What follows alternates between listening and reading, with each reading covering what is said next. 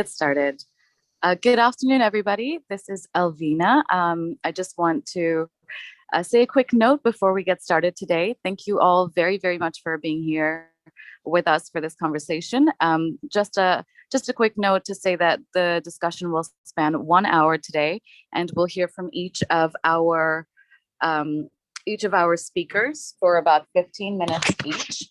And at the end of the 1 hour, we will have about 15 minutes dedicated to questions from the audience. Please feel free to pose your questions through the course of the discussion in the chat box. We'll be selecting questions from there throughout the dialogue, and our speakers, in the interest of time, will address a select few. But otherwise, enjoy the dialogue, and I'd like to hand the floor over now to Shruti Shibulal, our CEO and Director of Tamara Leisure Experiences, and our moderator for today. Thank you. Thank you, Alvina, and good afternoon, everyone. Thank you so much for joining us today. I'm extremely proud to be moderating Tamara Leisure Experiences' first ever panel discussion, and it's a thrill to be doing this, of course, on World Environment Day. As a responsible hospitality group, Tamara Leisure Experience strives to build, sustain, and innovate practices that are environmentally, socially, and culturally harmonious. A continuous collaboration with many great minds working to bolster conscious business models, including all our speakers here today and our audience, is essential to this process. It is especially a pleasure to host this conversation, of course, on World Environment Day, an occasion that is more momentous than ever before, given the unfolding health crisis and the urgency to build comprehensively sustainable enterprises. Over the course of the next hour, we will be exploring the concept and practice of ecosystem restoration in responsible hospitality. Our speakers will provide unique perspectives on implementing innovative, inventive, responsible, as well as profitable business models that serve to remedy pressing environmental, social, and cultural issues. Over the course of this conversation, we will specifically touch upon three things. The first being the environmental, social, and financial dividends of responsible business. Secondly, the corporate culture practices that modify team behaviors to support these changes. And lastly, preventative measures to build resilience against climate crisis. On that note, I'd like to extend a very warm welcome to each of our speakers here today, Dr. Ghosh, Dr. Sarin, and Mr. Gopi. Over the last week, I've had the pleasure of reading about each one of their extensive and groundbreaking work across a vast spectrum of sustainable practices. It is wonderful to have all of you with us. Allow me to introduce each of you in brief to the audience.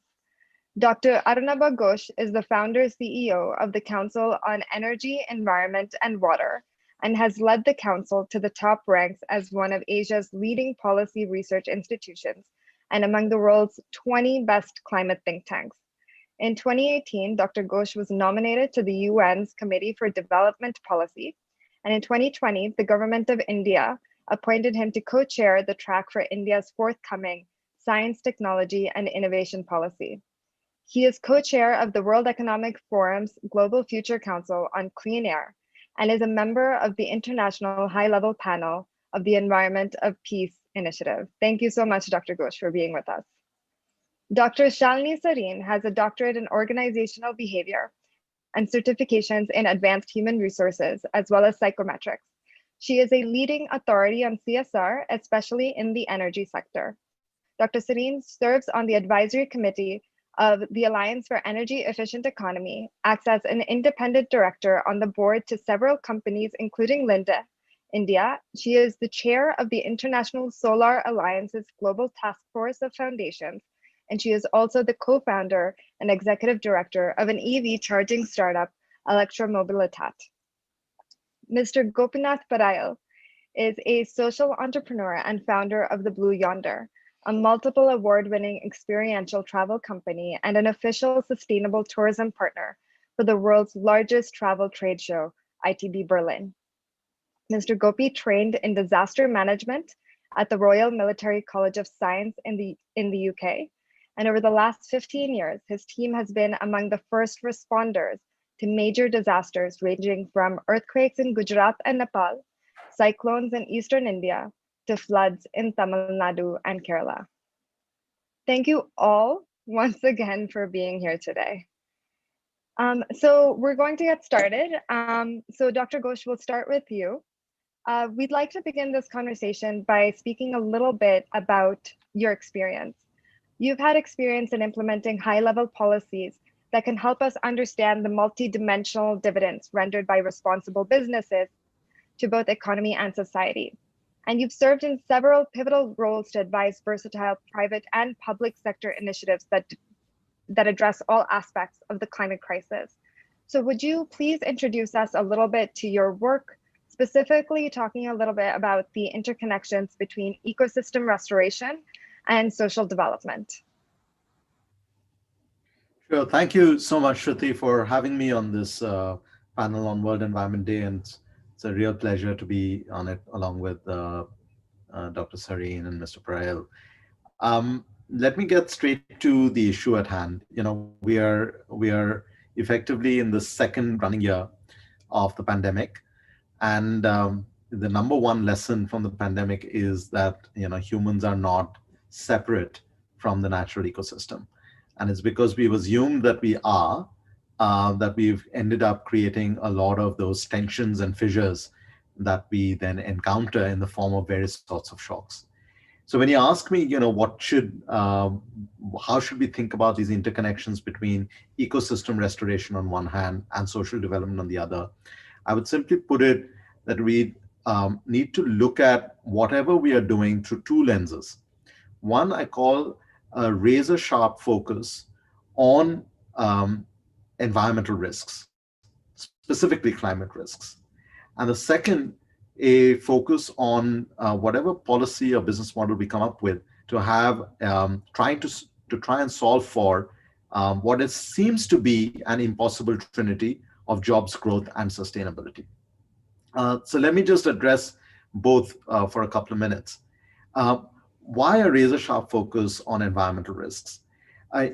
Environmental causes or concerns are not just the job of environmentalists, because when environmental risks unfold, they impact our societies, they impact our economies, they impact our politics.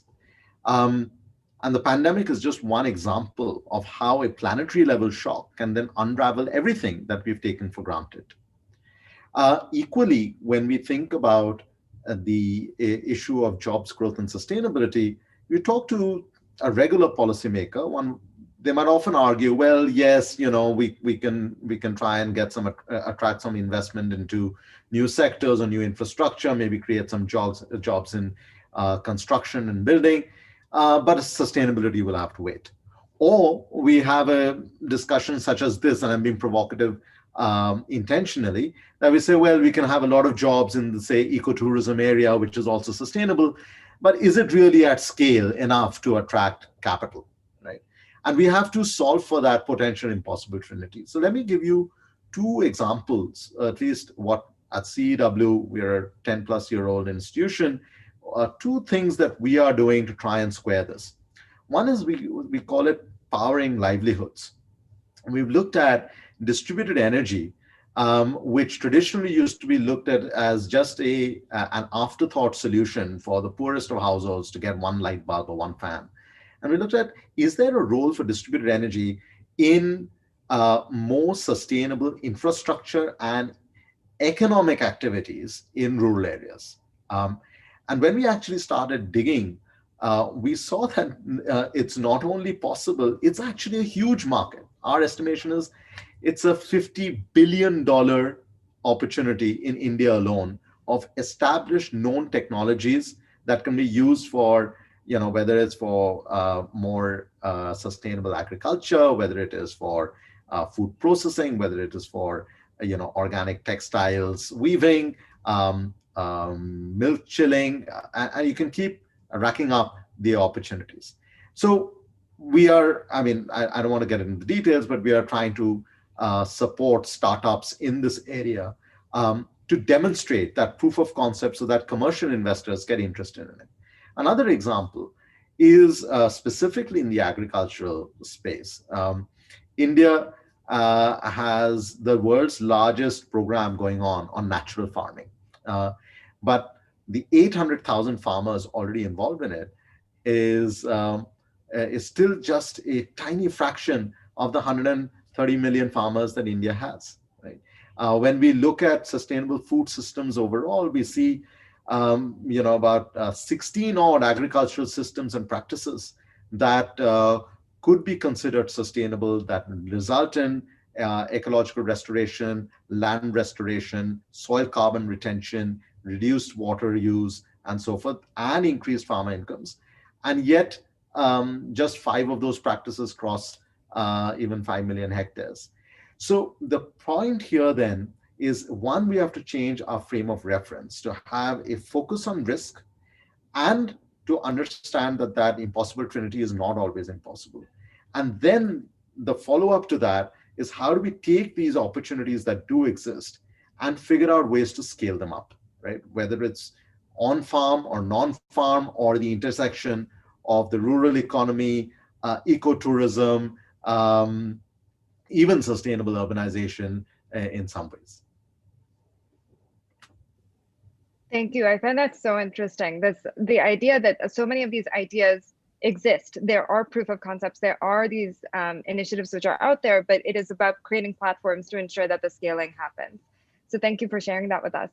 Our next question that we'd like to ask you about is, within a localized microcosm, what may be the ripple effects of responsible businesses, especially in businesses such as hospitality, on elements such as local livelihoods, cultural preservation, and long-term social stability?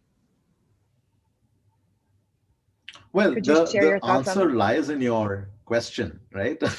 If you are a responsible business, especially at that sort of intersection of ecology and tourism and sort of rural development, then there are multiple ripple effects. Number one is, of course, jobs, right? This is a sector that is highly jobs intensive. A few years ago, I think 3 or 4 years ago, I was part of a task force that was looking at the future of jobs. And we spent more than a year looking, and economies around the world had tried to look at that crystal ball.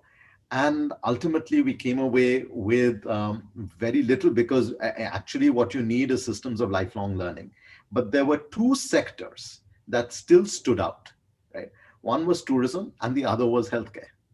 Right. And it goes to the heart of the situation, the economic situation we're in. 10% of the world's population is apparently employed in the tourism sector, right? And a fairly sizable proportion even in India. So that's one part. The second part is the local businesses that could service your supply chain even within an ecotourism concept. And that's where I was talking about that powering livelihoods, right? So can we look at not just distributed energy then, but also where are you sourcing the food, for instance, that you're serving, right?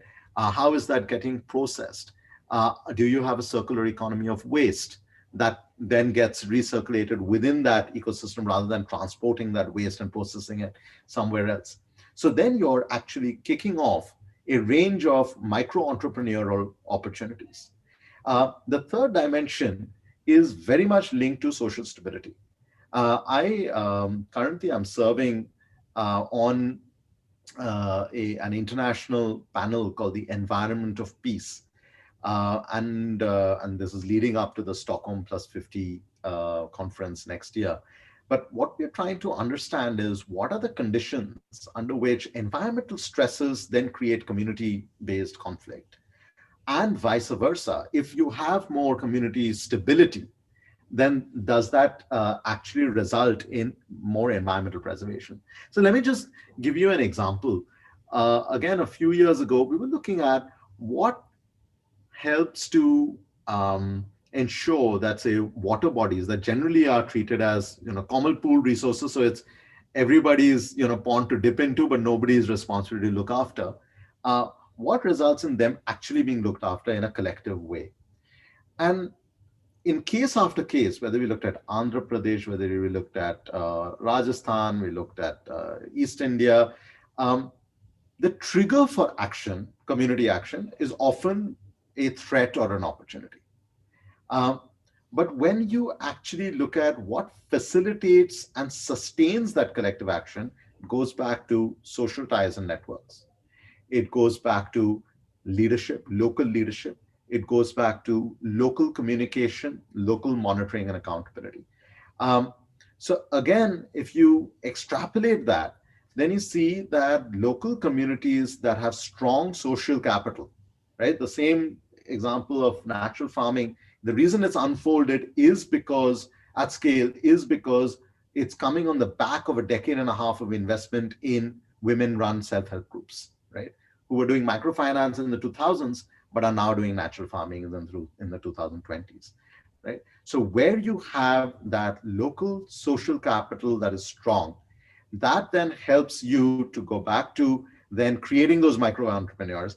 That then helps you to go back to, proving that the intersection of responsible business, ecosystem restoration, and local livelihoods can be a win-win-win. Thank you. Yeah, I think it's something we see often. I mean, hospitality is such a people-centric business that we often do see these sort of correlations. It's wonderful to see, sort of be able to talk about how this happens in sort of all parts of our world.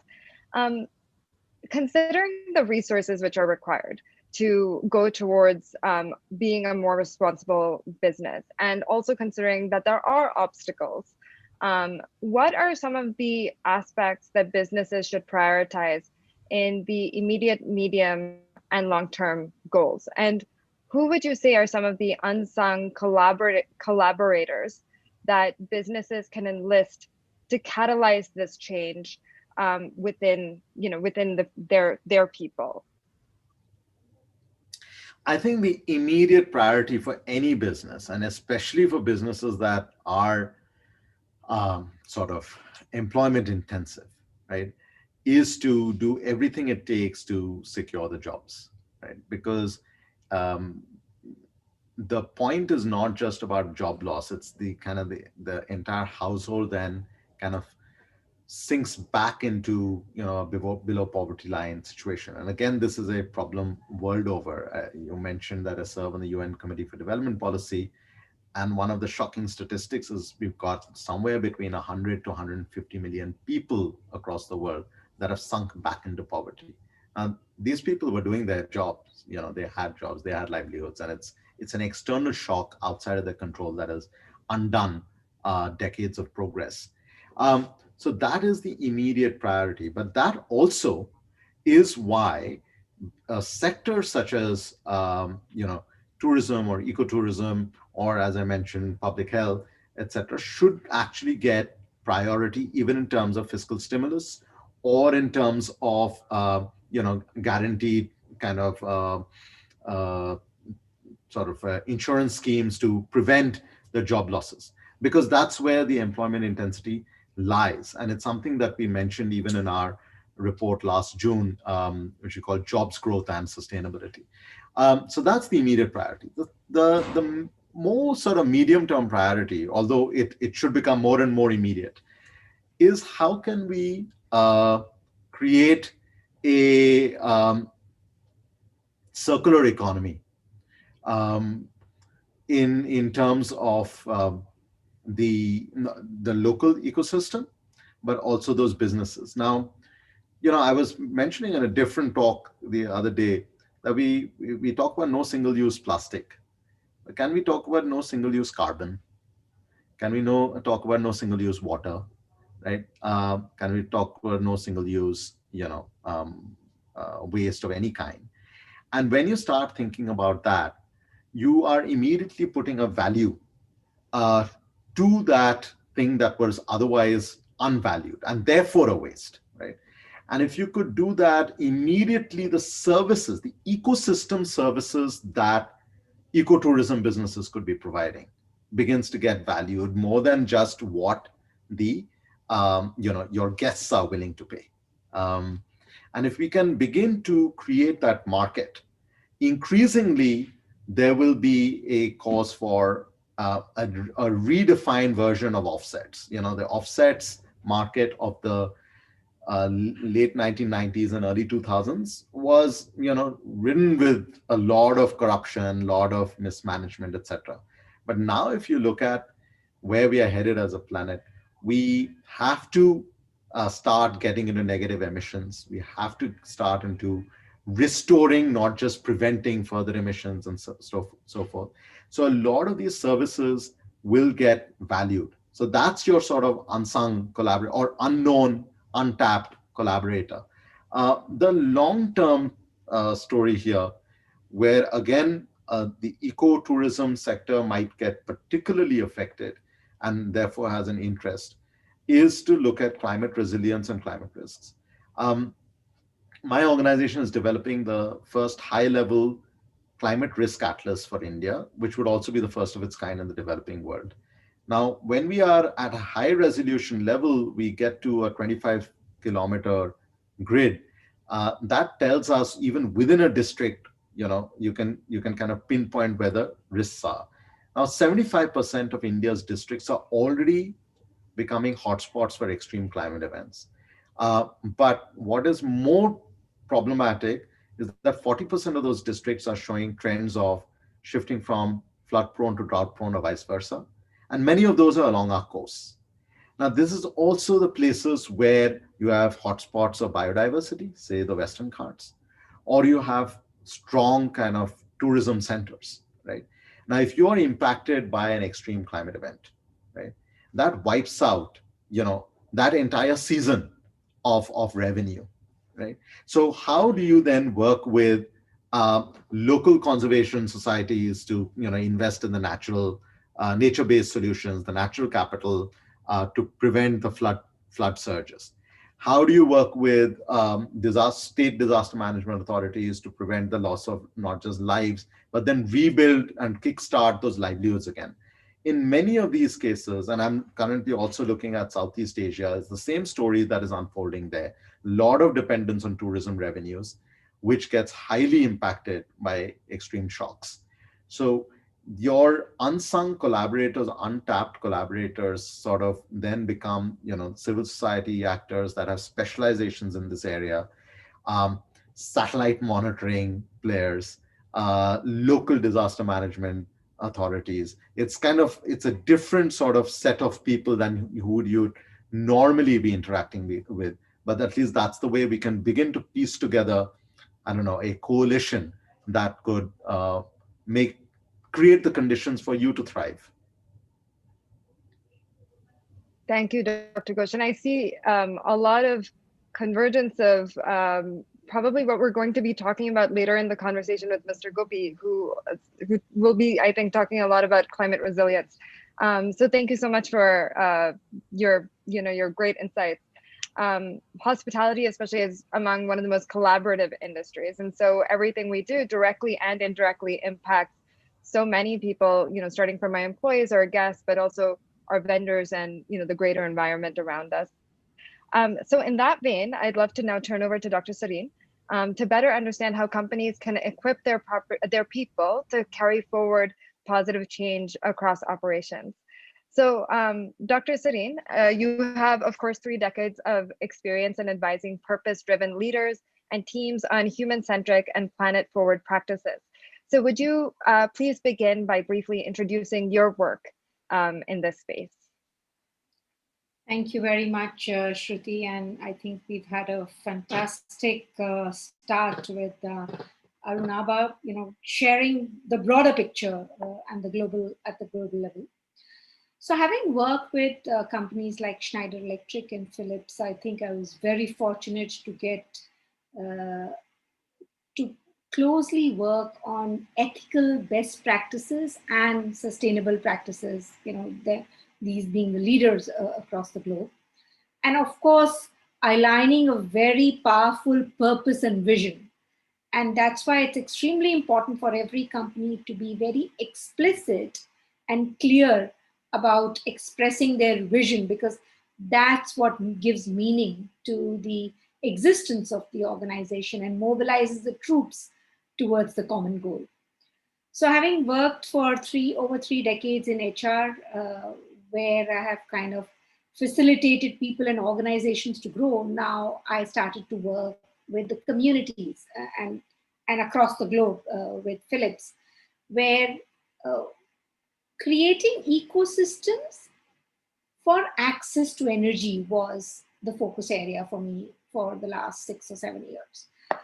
And that started from getting the relevant product innovation, which is affordable, getting the right distribution, supply chain, not only for the last mile, but even sometimes the last meter. And that's where the self-help groups and the local community became extremely important, or the social capital. And then, of course, yeah, the financing at the enterprise level, at the consumer level, and the end of life management of that product became extremely important, whether it was the after sales service or even recovery out of whatever that we were creating. Having done that, now I'm working with the EV. I founded the Elektromobilitat EV charge point CPO, where again we are trying to put this whole ecosystem together with battery swapping solutions, because we need to bring the cost down for the consumer, for creating a narrative and the communication around it, on clearing the perception about whether EV is has a total cost of ownership which is cheaper or more expensive than an IC vehicle. And of course, the range anxiety and all of that. So behavioral change is extremely important for us to keep in mind. It's all about creating a shared value amongst all the ecosystem partners, whether it's the software providers or the hardware providers or the charging station, people who manage it. It's about doing well and doing good. So how do you make money while solving the social and environmental problems? Coming back to the question that you asked about, what is the role that HR could play? And in my experience, I have found that we need to be able to bring the right people together, and wrong hires have really a huge, it's a cost to the company. And therefore, it's extremely important that we get the right people with the right attitude and values, which are a key differentiator. So while the prerequisite could be, shortlisting a profile with the right experience and the right qualification, but having the right attitude and values becomes extremely important, so that we don't get tempted by the credentials on the CV. And then, of course, setting the right expectation, because when everything is a priority, nothing is a priority. So setting a clear vision, like I just spoke about, it becomes extremely important, which is time-bound, and also with behavioral expectations, which are generally done, by the good leader. And then what gets measured gets done. So hence, having the right measures, the dashboards. I remember in some of the corporates that I worked in, we tried to save on the travel cost for a very long time. And there were rules and regulations. You need to book your tickets 14 days in advance, otherwise you're not allowed to book. Or internal meetings, you have to take 2 level up of rule, etc., etc. Lots of, draconian policies sometimes where they were non-negotiable. However, the real change started when we started to share the dashboard of your department cost is so much, your department travel was so much, and this is the extra amount that we paid due to late booking. This is what happened when so the consequence of that action, when that becomes visible, that's when we started to see the real change. Because when we put those rules, then people were flouting it and finding excuses why they were not able to, book within the last, beyond the 14 days time. But when we started to share more dashboards, and that's what we do at AEEE, the energy dashboards of how much is the consumption, whether it is space optimization, whether it is the consumption due to air conditioning, and what will it be if you bring it back to the normal temperature. The more you educate people, train people, empower people, and not alienate them, the more conscious decisions will be taken towards saving the environment. Thank you so much, Dr. Sarin. I wanted to just ask you one more question. What do you believe is the role of human capital building in raising both awareness and encouraging employee-driven innovation in these conscious policies? And with that, what are some of the ways in which responsible businesses can administer upskilling practices to bolster environment, social, and governance metrics? So how do we push it forward? How do we push those? How do we push our levels up? Yeah. You see, I've been talking about this for a while now, and I've been challenging some of our boards that I serve on, that the audit function has traditionally been very powerful, and thanks to SEBI and the regulators, that there is an ally for the CFO to keep the checks and balances with the statutory auditor. However, we've not had the same ally with the NRC, the Nomination and the Remuneration Committee. And in India, you have a separate Sustainability Committee and CSR Committee by law. But globally, a lot of NRCs have been also taking care of the ESG, the environmental, social, and governance aspect.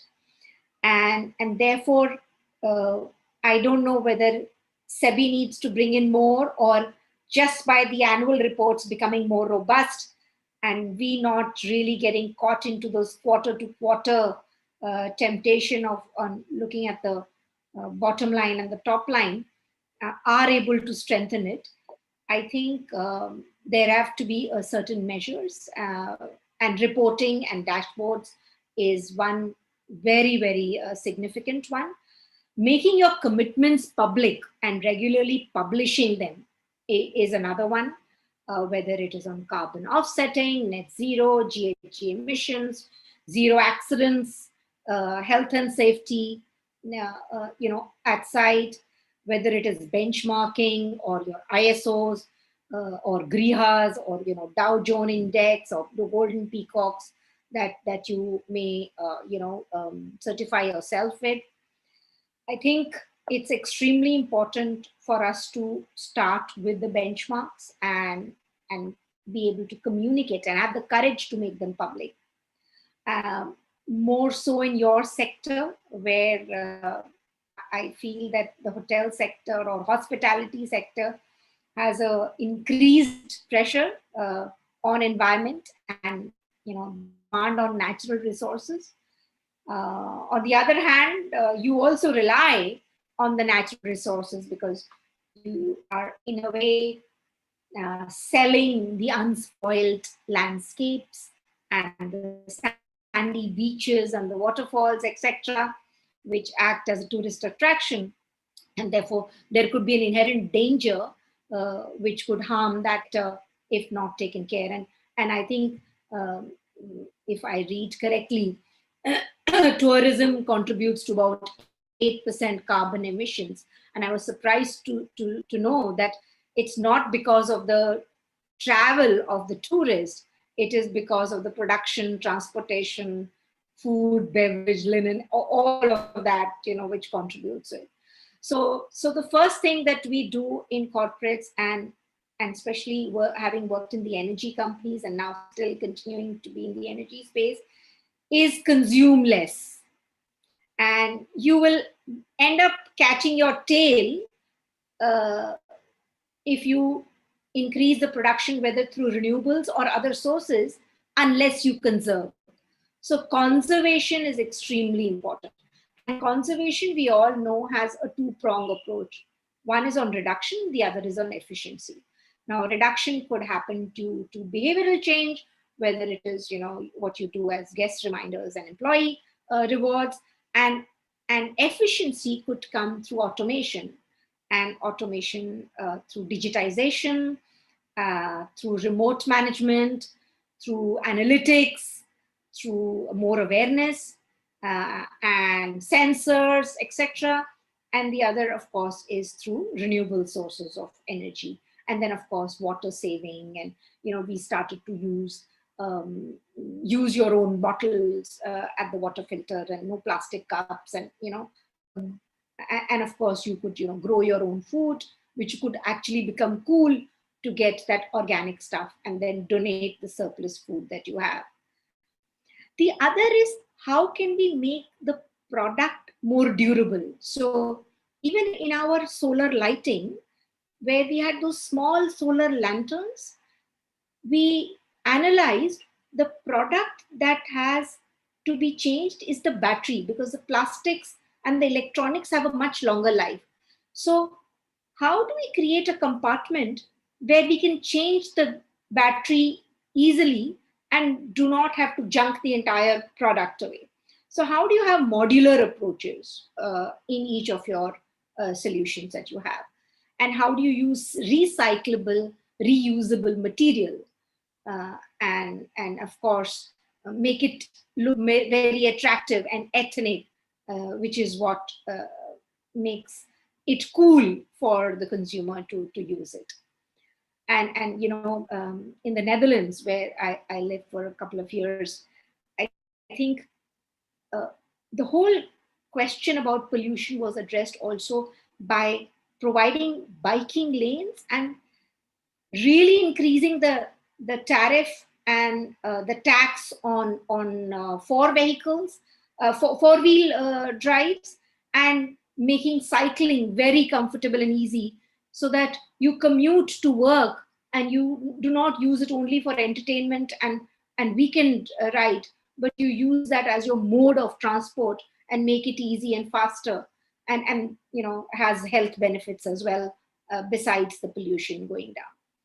And how can you use the same assets and the same land much more effectively? So for example, if there are public schools and offices or whatever other facilities which are not used after 2 p.m., can we use them as bars or studios, or art studios, etc., to make it multiple use or repurpose?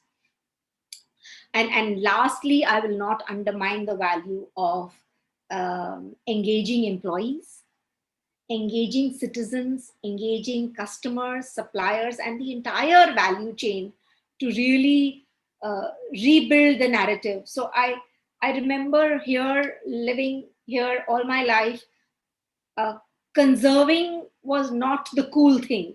You are miser was the narrative around it. Whereas in the Netherlands, conservation is cool. If you reuse, repurpose, it was cool. So how do you change that whole narrative around conservation is also a question that we need to really think of. And with the millennials becoming more and more conscious, I think there's an opportunity. And of course, with COVID, it's accentuated. So how do you, ensure zero tolerance to waste? And how do you reuse, repurpose? And I'll end with that one last example that I experienced in New Zealand, in one of those ocean rides in one of the cruises. I saw these young kids of class 10 and 12 offering their summertime to do these summer jobs. And at the end of the cruise, every bit of waste from whether the toilet or the kitchen or the rooms was picked up by these young kids with so much of pride that we cannot dirty our ocean. That's our heritage. And I think that's what we need to be able to build because otherwise policing is not going to get it anywhere. Thank you, Dr. Sarin. I think both you and Dr. Ghosh sort of spoke about this holistic way of thinking, this looking at this issue and the opportunities also in a much more sort of in a larger way, in a much more holistic way. And I think that's a really interesting thing, because as you also mentioned, the mindfulness, which if you apply the mindfulness to that sort of holistic approach, you can have some very effective solutions. And then, of course, bringing in the social consciousness through awareness building. I think, of course, that's sort of, probably some of the keys to success in dealing with these issues. So thank you so much for speaking to us about all of this. So on that point, on the point of forecasting and preparing for crisis, which we spoke about a little bit earlier, I'd love to now turn to Mr. Gopi. As your work and experience reveals, Mr. Gopi, accepting climate-related crises is going to be an integral part of building both responsible and profitable companies in the foreseeable future. So would you please briefly begin by introducing your work, both the ongoing projects that you're working on, as well as any upcoming projects that you may have? Thank you, Shruti.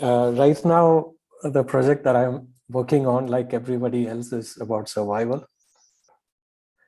In the sense of an industry that, at least in Kerala, that used to bring about 48,000 crores, has been basically thrown to wolves.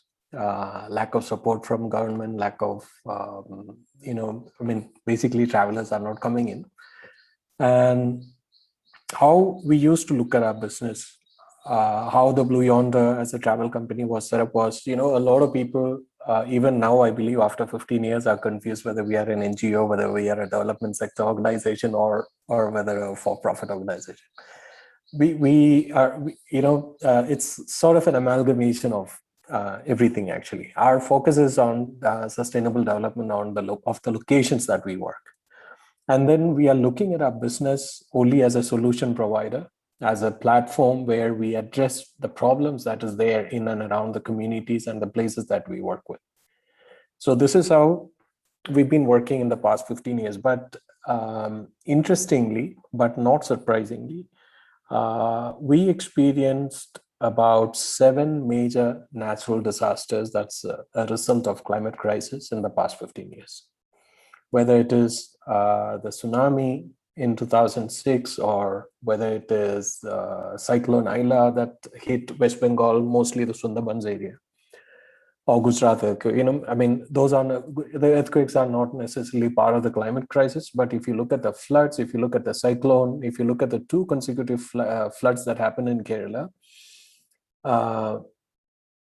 as a tour operator that work with a community, we end up being the first responders. When your work is there within the community, it's important that we have the skills, we have the capacity to overcome the crisis. So one of the hypotheses in which it's something that was not set in 2004 when we set up the business, but it's something that evolved. Our initial focus was focus on the sustainable development in the area and see how responsible tourism as a tool can actually bring in or facilitate that.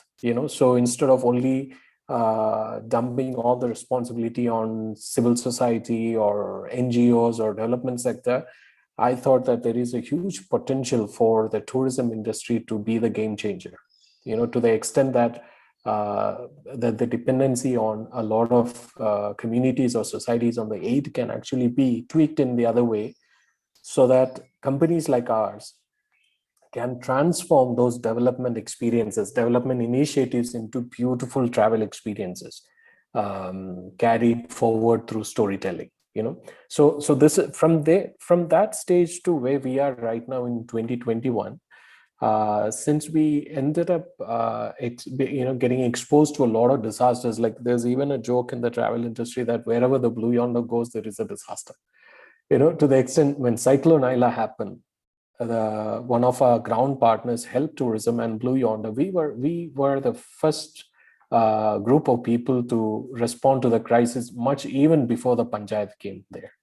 So this kind of fine-tune where we are right now, our thoughts, the policies, and how we want to work in the future. And the hypothesis of this is like, if any community or any destination, if it's not resilient to climate crisis, it's going to be so difficult for those communities or destination to overcome the kind of ensuing disasters, natural disaster that is going to follow. But then it's so easy to put that as a theory. It's so easy to put that as a hypothesis, but how do you build the resilience in the community? Can tourism players do it, or can the panchayat or the self-government groups do it, or is it the government who is doing it, or can we all bring all these people together? So this is where we started working on one project in 2010, where when we came to hear about a group, it's called Palliyakal Cooperative Bank. It's a wonderful agrarian cooperative bank based out of Ernakulam. And it was a bank that went almost to liquidation like some 30 years ago. But now that bank is sitting on something about 89 crores of rupees deposit from the farmers. So how did they achieve this? So this was very interesting for me. So they were one of the pioneering groups in Kerala who promoted and marketed, not only promoting, but they ensured that there is a minimum selling price for all the farmers for the organic products that they were producing there. But even such a group with such amazing support from the local panchayat, the cooperative bank, and the farmers themselves, they were not managing to promote or sell and make one particular variety of rice called pokali, feasible, in the sense of when the per kilogram cost of producing a pokali for them in 2010 was roughly about 33 rupees.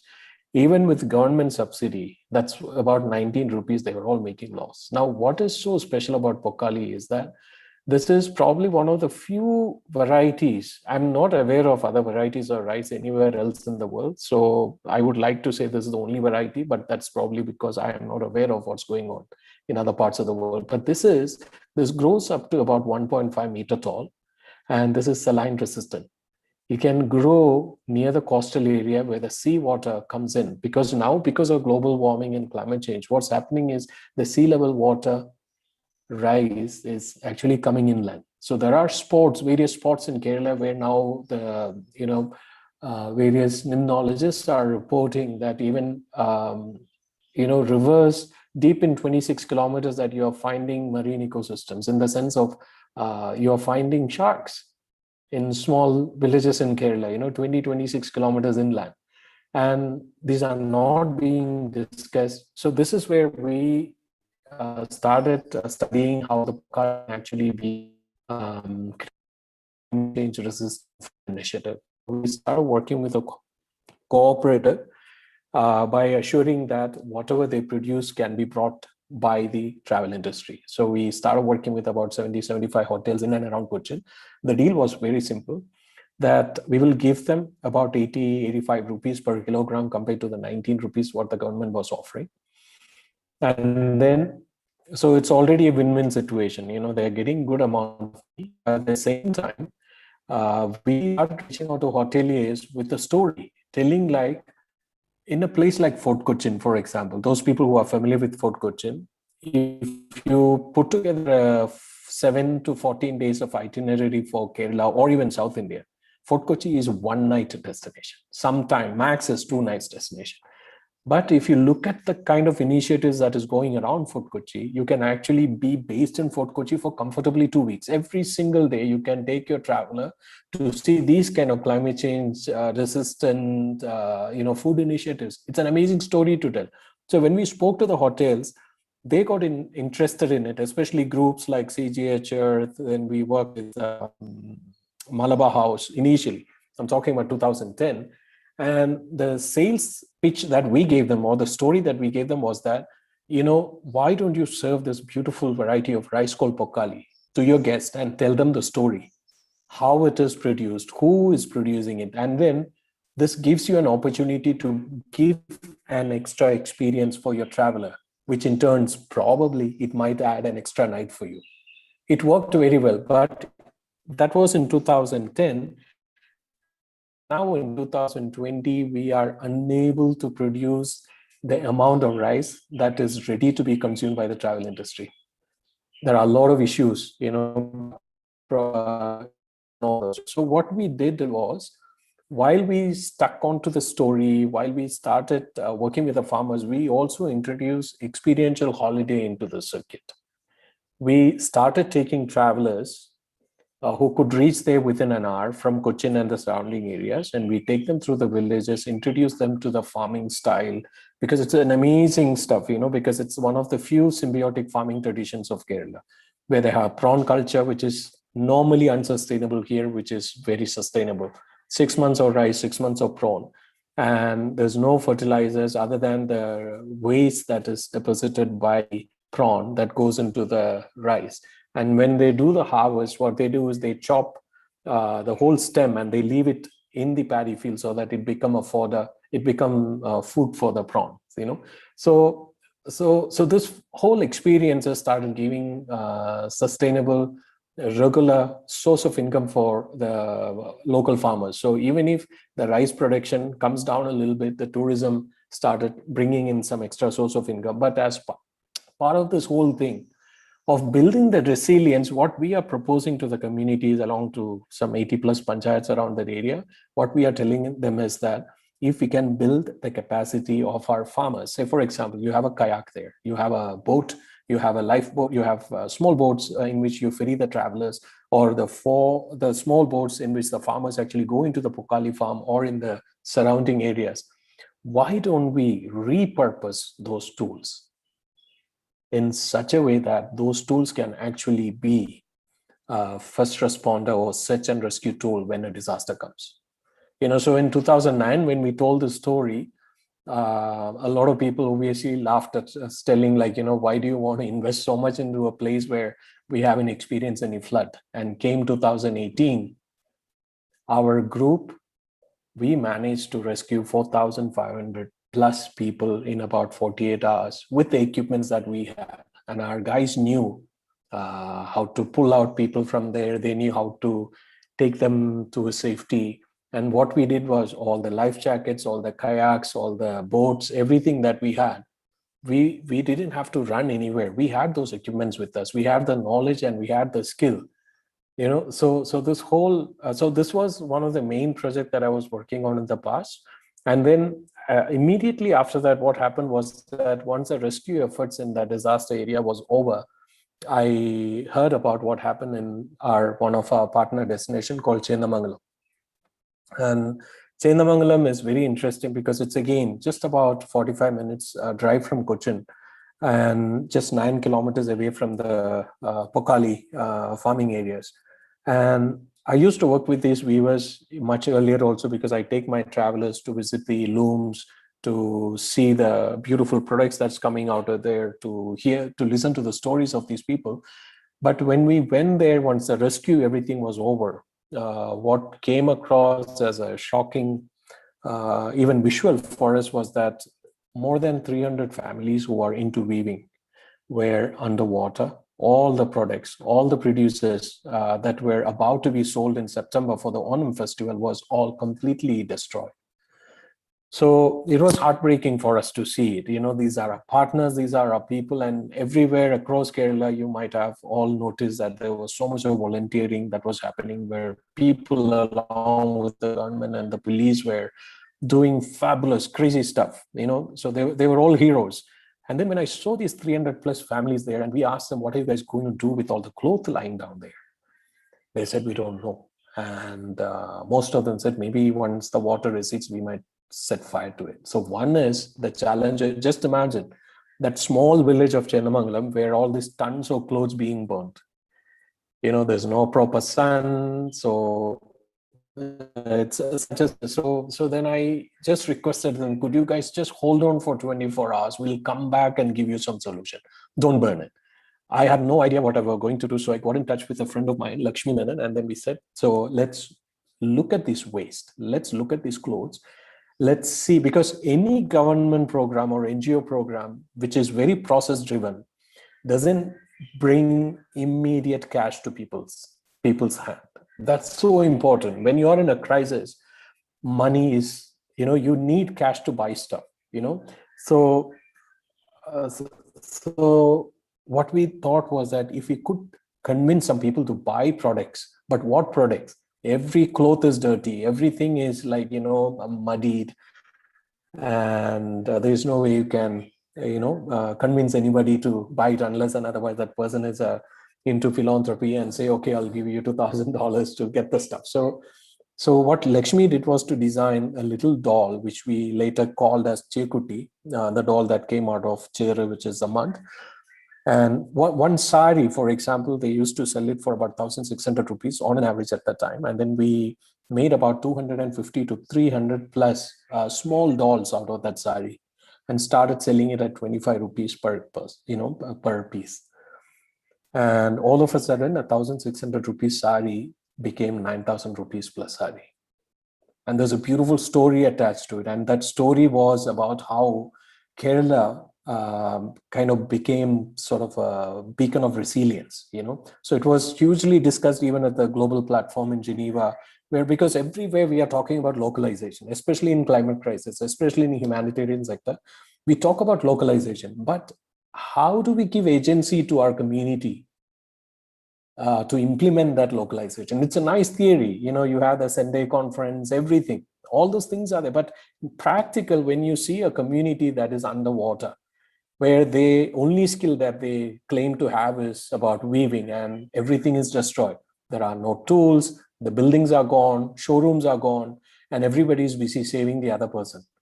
So what do you do? So when we designed the stuff, our focus was about climate crisis. And unfortunately, a lot of people thought that particular flood in Kerala is once in 100-year incident. And when we designed the climate change resistant food initiative in Pokali, there also what we were thinking was that whenever a crisis comes in the future, we should be prepared to overcome that. We should have the capacity. Maybe the government might be there with you, they might not be there, but how do you sustain? How do you survive as a community? And then, in 2018, once the flood came in and all our work started getting highlighted, one of the bank secretaries called me and said it took 6 years and a flood for us to understand what you guys were talking about. So now the focus of our business is that it should not take 6 years or 10 years and many more floods for us to understand the importance of driving our businesses based on very strong scientific climate change resistant policies. So that is what I'm focusing on right now. I've been, unfortunately, COVID, gave a tight slap and more insights into the reality that we are in. So work is a bit slow down right now. But right now, what I'm trying to do is to put together the development sector, the civil society, all our climate change, the crisis warriors, the tourism sector, and the humanitarian sector to create a synergy. Because tourism is not a standalone initiative. Neither is the development sector. We all need to come together, because if you look at the tourism sector, airport to airport, is there any vertical in the society that we don't touch? You want vehicle, you want logistics, transportation, you want food and beverage, you want accommodation, it's all there. So it's all about very creatively repurposing these tools in such a way that we can be a development partner. We can also be a first responder in a crisis. And it's also something that can generate income.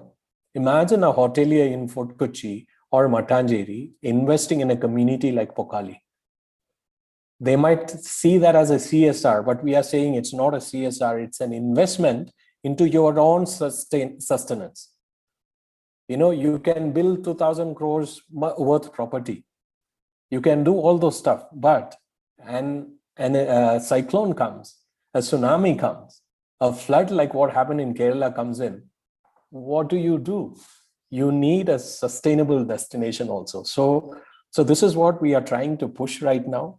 But right now, if I go to the tourism industry and say, hey guys, you need to invest in the climate change resistant policies, I might get beaten up, especially in Kerala. So I'm keeping quiet right now.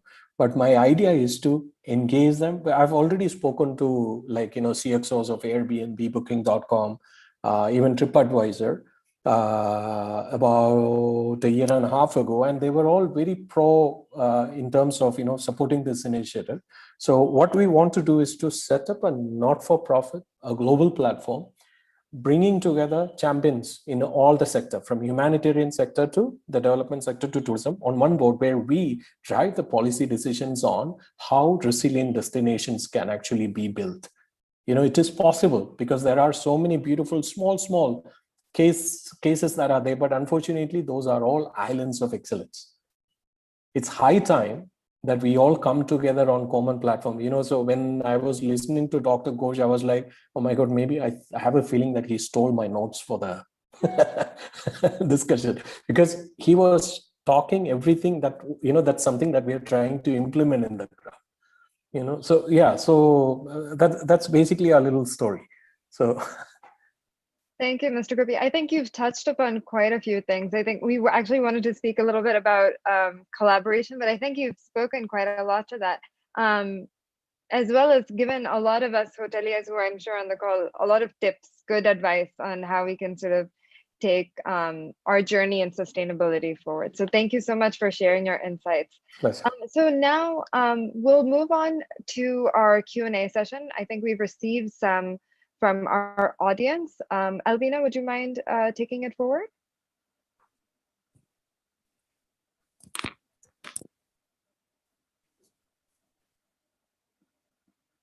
Alvina, you're there?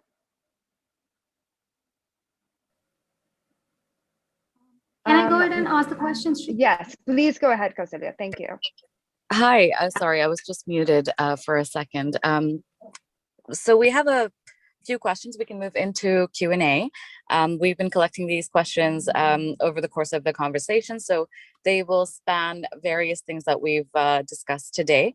Our first question comes from Pervin Basin, and this is addressed to the panel at large. The question is, what we call luxury almost always means more, much more than one needs.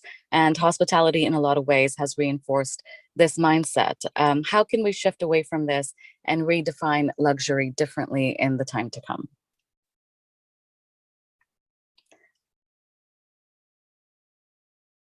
Feel free to take that question. It's addressed to the panel at large. So Dr. Ghosh, Dr. Sarin, Mr. Parayil, any one of you could address that. No, I'll take a quick stab at this. It's a great provocative question, but I would simply say that I don't think luxury is equal to more. Luxury is equal to value, right? So if we value, the tree, the lagoon, the mangrove, and say to have a luxurious holiday, or to be able to demonstrate that you're a person of wealth, it means you're actually going to experience something that is now has a very strong economic value attached to it. We could begin to change it. Let me, more than a decade ago when I did my first, I was about 15 years ago, I was doing this documentary on water in Southern Africa. And you're driving through these nature reserves and so forth, and you see there's so few people, right? Of course, it's a very large continent with relatively fewer people. But when you start asking questions, you realize that in a way, the locals have been priced out of the market in a way, right? So I'm not saying that's a great thing, right? But a value has been placed on the preservation of that environment or that nature reserve, etc., to such a large level that only a few can afford it. Now, is there a middle way there, right, where we can go from giving access to natural resources and the natural ecosystem, etc., but actually constantly looking at not the the quality of the bed linen, but how valuable a natural resource you are kind of visiting. And I think then we can begin to equate luxury not to quantity, but to what it is that you are deriving benefits from. And that's really at the basis of what is called ecosystem services. Yeah, I can take a next jab at it, and I'm Sure. going to relate to my own experience more than anything else. And having, traveled all across and lived in various kinds of hotels and experiences, I would completely agree with what Arunabha just talked about. What is the value that is assigned to it, and what is the experience that you create around it? What's the narrative around it? And I remember, having gone to the Amazon uh, Black Sea and created an experience there where it was a very simple experience, but safety was kept at the highest. I valued safety, and the tourism company who organized the tour ensured that safety was kept at the highest standard, no non-negotiable.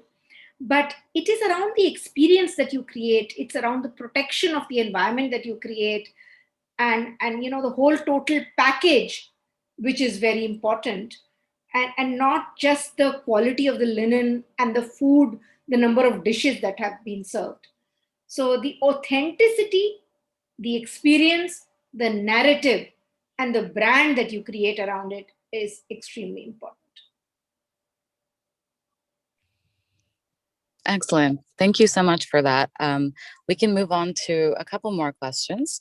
The next question comes from Rahul Narayanan, and his question is about micro players in the hospitality industry. He says that it's time for established brands, wouldn't you agree, to identify local micro players who are practicing sustainable practices and support them and their itineraries. This move can make a huge difference to the local community and social enterprises to upgrade and be more effective, even on a smaller scale. How would you advise larger established brands to work with sustainable micro players? Again, that's addressed to the panel at large, so anybody who'd like to take a stab at it. Well, I can respond to that.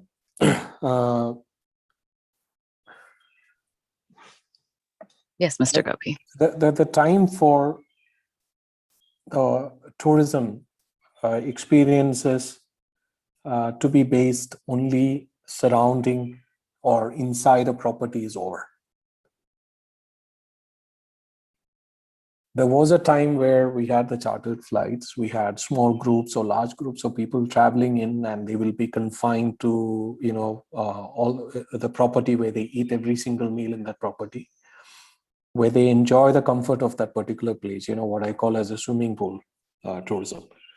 But now, especially with conscious travelers, the number of the conscious travelers increasing around the world. Now, especially after the pandemic, what's going to happen is the so-called conscious travelers who are conscious about their footprints, conscious about the impact they create in a community, both negative and positive, they will not be happy to fly from Europe or US for a week-long trip.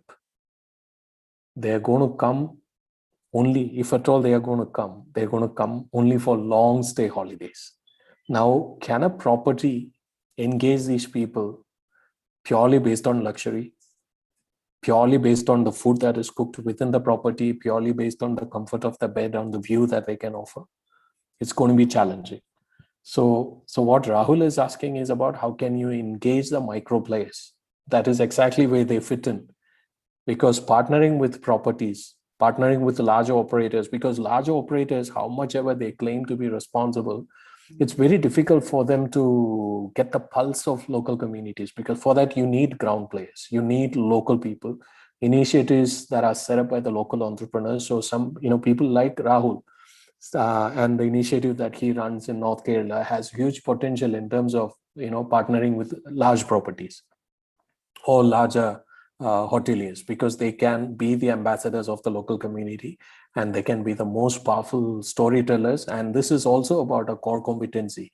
A hotelier taking the travelers into the community and telling the story, and compare that with the community representative from the village, representing the community and telling that story, it's a different ball game, so the travelers are coming for most authentic experiences, and that is where these kind of micro players can actually make a difference. Any hotelier will accept that also. It's less job also for them. Absolutely. And that actually segues very beautifully into our final question, because we have time for just one more. And this one happens to be addressed to Shruti.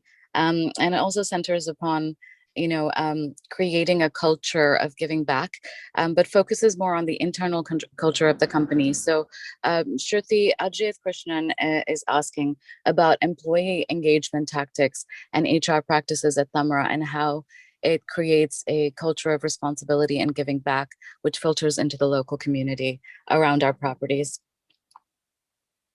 So thank you, Ajit, for that question. I think that we actually try to apply a lot of the learnings that we've heard today from many of our panelists, actually. One of the things that Dr. Sarin talked about was about vision and purpose, and making that extremely clear and visible to our employees. And that's something that we try to do all the time. We try to talk about why it's important to be responsible hoteliers, right? Why is it important to be efficient? Why is it important to reduce our consumption? Why is it important to think innovatively about how we can reuse, recycle, and all of that, right? We're not necessarily the most, we don't know everything. So we also try to collaborate, and we try to do our best, right? So, and we make it visible. There are, of course, other tools that we use as well, like things like certifications that was also touched upon. For instance, our hotel in Trivandrum is getting Griha certified. We are pursuing certifications in some of our other properties. And I think that also sets a benchmark in terms of expectation of what we believe that we must achieve as an organization. ISO, for instance, was another one that was briefly mentioned. That's something that we pursue across our entire organization. And it's important, right? To kind of create that culture and understanding of responsibility, what it means, is really important. Sorry, my son just barged in. And lastly, I mean, I think in terms of, I think that we try to make, we really truly believe in this. I think that a lot of hotels often talk about sustainability for the trend of it. We truly believe in it, which is why we're doing a session like this today, of course. But more importantly, I think we try to involve that in our decision making. So when it comes to designing experiences, or when it comes to designing our hotels in totality, we think about sustainability really in every portion of that decision, and ensure that it is applied, and that conversation is inclusive with our team members. And that is, again, I think, a really important part of this. And of course, bringing in external partners to support that sort of vision and those ideas as well, bringing them along with us, working with vendors, even the level of the corporate governance that we have in our organization, and the level of transparency that we try to strive to have in our organization. These all sort of lead to this idea of being responsible, and of course, being, and bringing that message of this is the kind of organization that we believe we must be and that we should be, communicating that effectively through actions rather than just words to our entire team of Tamarites within the organization. So, all right, so thank you so much for those questions, and thank you so much, to all of our audience members for their time. Speakers, thank you so very much. I mean, it's been really incredible to have these conversations. I think we've talked about some incredible topics which are so very important to our industry, and to my organization, and of course to the world at large. And I'd like to just throw out a thank you to my team, who was able to pull this all together beautifully. As for all of our audience members, a summary of today's conversations will be posted on all of our social media pages, where you can view and you can share it. The Tamara team will continue to host dialogues that explore intersectional prescient topics, and we look forward to having you all join us for many more insightful conversations such as this one in the future. Thank you again, everyone, for joining us today, and have a very great evening. Thank you. Thank you, Shruti. Thank you. Thank you, Shruti. Thank you very much. All the Thank best. you, Shruti. Thanks, Thank you. everyone.